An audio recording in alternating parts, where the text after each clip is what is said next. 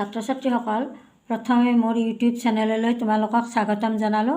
আজিৰ এই ভিডিঅ'টিত সপ্তম শ্ৰেণীৰ অংকুৰণ পাঠ্যপুথিৰ পাঠ নং 9 অসম নামৰ পাঠটিৰ প্ৰশ্ন উত্তৰসমূহ লৈ আহিছোঁ। তোমালোকে ভিডিঅ'টি শেষলৈকে চাই থাকিবা। এতিয়া পাঠভিত্তিক ক্ৰিয়াকলাপলৈ আহিছোঁ। পাঠভিত্তিক ক্ৰিয়াকলাপৰ প্ৰথম প্ৰশ্নটো আছে পাঠটো শুদ্ধ আৰু স্পষ্টকৈ পঢ়া। পাঠ পঢ়াটো তোমালোকলৈ এৰি দিলোঁ, নিজে নিজে পঢ়িবা। 2 নম্বৰৰ পৰা প্ৰশ্ন উত্তৰসমূহ মই দিবলৈ ওলাইছোঁ।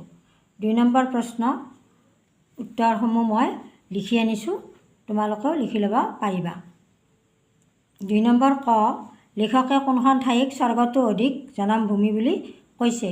উত্তৰ, লেখকে নিজৰ জনমভূমি অসমক স্বৰ্গতো অধিক জনমভূমি বুলি কৈছে। খ, প্ৰাচীন কালত আমাৰ ৰাজ্যৰ কোন চোৱাক সৌমাৰপীঠ বোলা হৈছিল? উত্তৰ, প্ৰাচীন কালত আমাৰ ৰাজ্যৰ উজনি চোৱাক সৌমাৰপীঠ বোলা হৈছিল। গ, ইতিহাসৰ মতে কাৰ ৰাজত্বকালত আমাৰ ৰাজ্যখনৰ নাম অসম বা অহম হ'ল? উত্তৰ, ইতিহাসৰ মতে চানজাতীয় চুকাফা ৰজাৰ ৰাজত্বকালত আমাৰ ৰাজ্যখনৰ নাম অসম বা অহম হ'ল। ঘ, আমাৰ সকলো শক্তি কিহৰ সেৱাত লগাব লাগিব?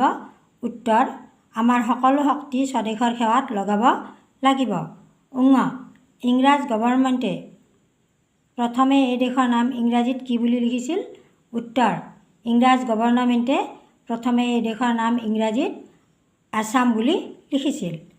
প্ৰথম চ, অসমক কোনে অসমৰ দেশ বুলি কৈছিল? উত্তৰ, অসম জাতিয়ে এই দেশ অধিকাৰ কৰিলত ইয়াৰ নামো অসমৰ দেশ বা অসম দেশ হ'ল। মুছলমান বুৰঞ্জী লেখকেও এই দেশক অসমৰ দেশ বুলি কৈছিল। তাৰপিছত আমি 3 নম্বৰ প্ৰশ্নলৈ আহিছোঁ।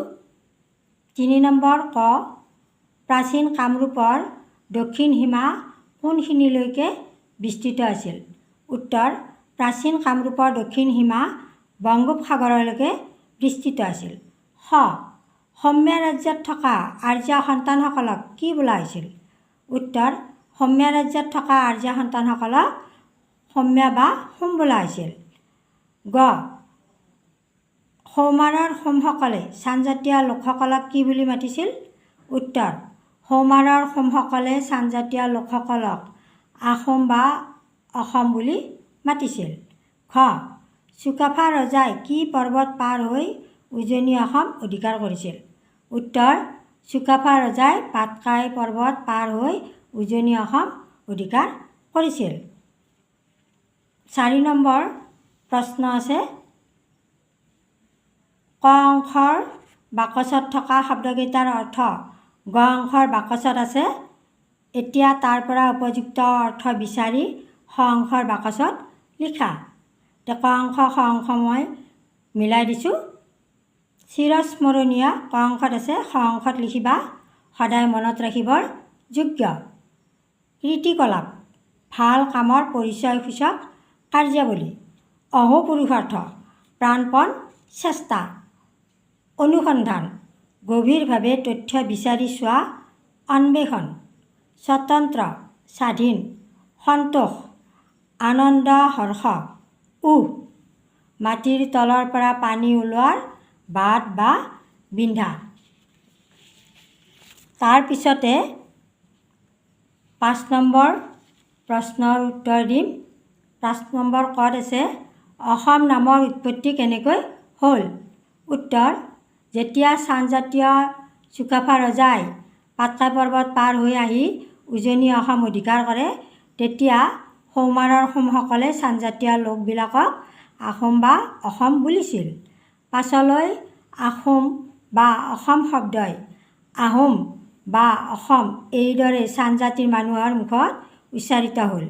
বৰ্তমানৰ আহোম বা অসমসকলক যে পূৰ্বে আহোম বা অসম বোলা হৈছিল, সেইটো পুৰণি পুথি আদিৰ পৰা জনা যায়। অসম জাতিয়ে এই দেশ অধিকাৰ কৰিলত ইয়াৰ নামো অসমৰ দেশ বা অসম দেশ হ'ল। খ নম্বৰ প্ৰশ্ন, বৰ্তমানৰ অসমীয়া জাতিটো কেনেদৰে গঠিত হৈছে? উত্তৰত লিখিবা আৰ্য আৰু অনাৰ্যৰ সংমিশ্ৰণত অনেক জাতি আৰু উপজাতি মিলি বৰ্তমান অসমীয়া জাতি গঠিত হৈছে। গ নম্বৰ প্ৰশ্ন, অসমীয়া জাতিক এটা আদৰ্শ জাতিৰূপে গঢ়িবলৈ আমি কি কৰা উচিত? উত্তৰ, অসমীয়া জাতিক এটা আদৰ্শ জাতিৰূপে গঢ়িবলৈ হ'লে প্ৰথমতে আমাৰ ভাষা আৰু সাহিত্যৰ উন্নতি সাধন কৰিব লাগিব। সাধাৰণ শিক্ষাৰ সোঁত প্ৰবল ৰূপে বোৱাই দিব লাগিব আৰু ধৰ্মনীতিৰ বিমল কিৰণেৰে গোটেইখন দেশক আলোকিত কৰিব লাগিব। ইয়াৰ বাবে সকলোৰে অন্তৰত জাতিটোৰ প্ৰতি এক স্বকীয় অনুভূতি থাকিব লাগিব। পুৰণি সাধু, পটন্তৰ, ফকৰা, সাঁথৰ নাম, গীত, মালিতা, ভাওনা, সভা, ক্ৰীড়া, কৌতুক, পুৰণি মন্দিৰ, দৌল দেৱালয় আদি তথ্য সংগ্ৰহ কৰা উচিত। এইখিনি লিখিলে হ'ব গ নম্বৰ প্ৰশ্নৰ উত্তৰ। তাৰপিছত ঘ নম্বৰত লিখিবা, অসমৰ গৌৰৱ বঢ়াবলৈ আমি কি কাম কৰিব লাগে? উত্তৰ, অসমৰ গৌৰৱ বঢ়াবলৈ আমি নিজৰ ভিতৰত এটা স্বাতন্ত্ৰ্যৰ অনুভূতি জগাই তুলিব লাগিব। এই অনুভূতিৰ অবিহনে শক্তিৰ যথাৰ্থ বিকাশ হ'ব নোৱাৰে। এই শক্তি কোনো এফালে বিকশিত হ'বলৈ আৰম্ভ কৰিলেই সি সকলো পিনে ক্ৰমে বিকশিত হ'ব।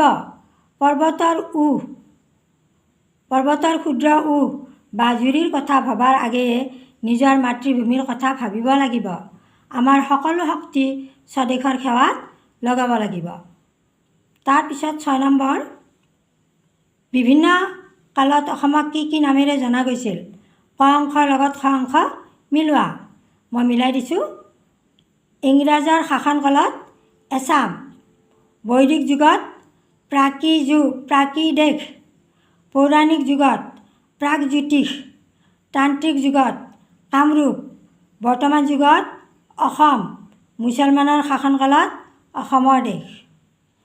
তাৰপিছত ৭ নম্বৰ প্ৰশ্ন, তলৰ কথাখিনিৰ তাৎপৰ্য বহলাই লিখোঁ আহা।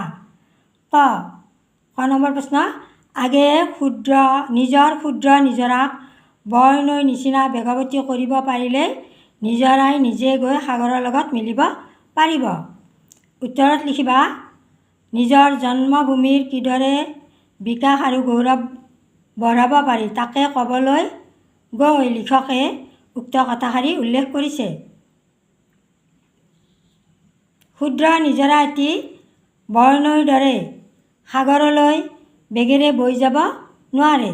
বৈ গৈ হয়তো ক'ৰবাত ৰৈ যায় বা নিশ্চিহ্ন হৈ যায়।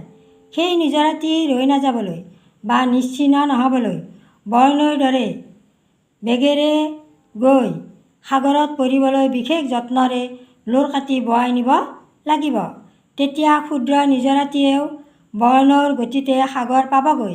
অৰ্থাৎ নিজৰ ভিতৰত থকা স্বাতন্ত্ৰ্যৰ অনুভূতিক জগাই তুলি কোনো বিষয়ৰ ওপৰত অনুসন্ধান কৰিলে সি সফলতা লাভ কৰিবলৈ সক্ষম হ'ব। আজিলৈ ভিডিঅ'টো ইমানতে এৰিছোঁ। বাকীখিনি প্ৰশ্ন মই পিছৰ ভিডিঅ'ত দিম।